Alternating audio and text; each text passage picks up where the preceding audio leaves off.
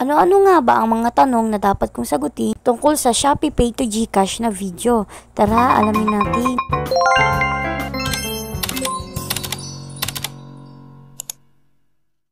So, sa video ko na ito ay marami ako na-receive na comment. Yung iba sinasabing scam ako. Pero marami namang nagti-thank you dahil nga nakapag-convert sila ng pera. So sa video na ito ay sasagutin ko yung mga ilang tanong doon sa comment section. So unang-una at pinaka-common na tanong, saan nga ba makukuha yung 9-digit na code? Una ay need nyong hanapin yung order ninyo. Kita nyo siya sa to receive o kaya sa digital purchase. Pag click nyo yung alinman sa dalawang yon ay makikita kayo dito na logo ng GCash. Did din i-click yon. Pagka-click nyo is ganito yung makikita nyo. At did you naman ngayon i-click yung go to redeem. So yan, pagka-click nyo yun is makita nyo na agad yung code. Pwede nyo siyang i-copy. So next naman ay error daw ang lumalabas kapag nag-redeem siya. So ganito yung ibig niya sabihin. Kapag nag-convert kayo at ganito yung lumalabas, mag-try again kayo later or di kaya gamitin nyo yung ibang cellphone sa pag-redeem. So next naman is dito naman sinasabi niya ay naka-block siya. So ganito yung tinutukoy niya. Kapag ganito yung lumabas sa inyo, sabihin sa device nyo yung may problema. So kayong security services. Di ko alam kasi kung paano tanggalin to. Security para sa mga website. Wala pong kinalaman dito yung share treats. Gamit lang kayo ng ibang cellphone at itry nyo mag-redeem. Next naman is, wasa na to sa Shopee Pay niya pero wala daw pumasok sa GCash niya. So ito kasi yan. Ibig sabihin na nakapagbayad na kayo sa Shopee Pay ay direkta na agad siyang papasok sa inyong GCash. Need nyo pa siyang i-convert, type yung code, type yung mobile number nyo at saka nyo pa lang siya marireceive. Kaya need nyo panoorin yung video ko kung paano mag-redeem para makuha nyo rin yung inyong pera. Ito namang next ay yung may upgrade wallet na nakalagay. Dito maraming nagkakamali. Basta na lang silang umuutang pero hindi muna nila tinitignan kung magagamit ba yung Shopee Pay nila or hindi. So kaya ako gumawa ng video na ganito. Lalagay ko yung link sa comment section para ma-aware yung mga Shopee users or S-Loan user na wag basta-basta magre-redeem. So next naman ang sabi niya ay 2,413 yung laman ng Shopee Pay niya. Kano ang mariredeem niya? So ito yung mga